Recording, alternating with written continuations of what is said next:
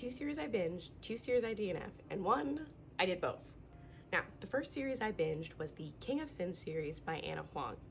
This one, I don't really have any ill feelings towards. I read the first book, King of Wrath, and I've just really had zero desire to continue on with the rest of the series. I thought it was fine. I gave it 4 stars. It wasn't a bad book. I don't know. I don't really have any interest in the rest of the books in the series. I did also technically somewhat DNF the Twisted series by Anna Huang, but I am willing to give that one another try. I'm probably just going to skip over Twisted Games and maybe read Twisted Hate and Twisted Lies. The second series I DNF'd was Haunting Adeline. This one, I got 80% through the first book, and I got to a point where I just said, I kind of don't care. There was a side plot for both Xaden and Adeline that I didn't really care about either of their side plots. The romance wasn't really doing anything for me. I didn't really like Adeline, so I put it down. I thought about picking it up at one point. However, I looked up the content and trigger warnings for book 2, and I know that's not for me. I can't handle that kind of content, so I think this is definitely a hard DNF. I will not be picking up this series again. A series I binged, The Phoenix Pack and the Mercury Pack by Suzanne Wright.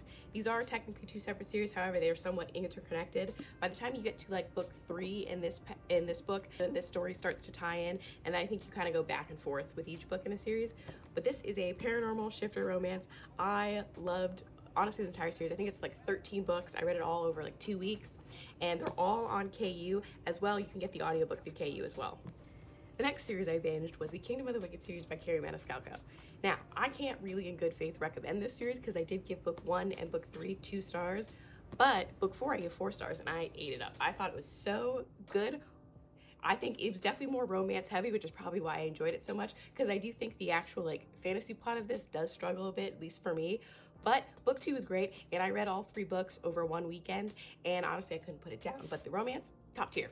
Now, the final series I binged, and I did also technically DNF, and that is the Bonds That Tie series by J. Bree. I read the first 5 books of the series in the span of like a week. I flew through all 5 of them. I thought it was so good. This is a paranormal, why choose romance? I literally could not put these books down. Now, when I read them, only the 5 books were out, and I think the 6th book was coming out like a month later, and then the month passed and the release date got pushed back, and then by the time it did get released, I just kind of wasn't in the mood for the series anymore, and I haven't really felt the desire to pick up this last book. And all the reviews of people who have finished the series, who have read this last book, they don't really seem to be into it. And I do own the last book. I own all 6. I just don't know if I will ever get to this. I probably won't, so I'm considering it a DNF, but I can't be convinced. Maybe I'll give it a reread, maybe I'll try it once, but I don't know. At this point in time, it's probably not happening.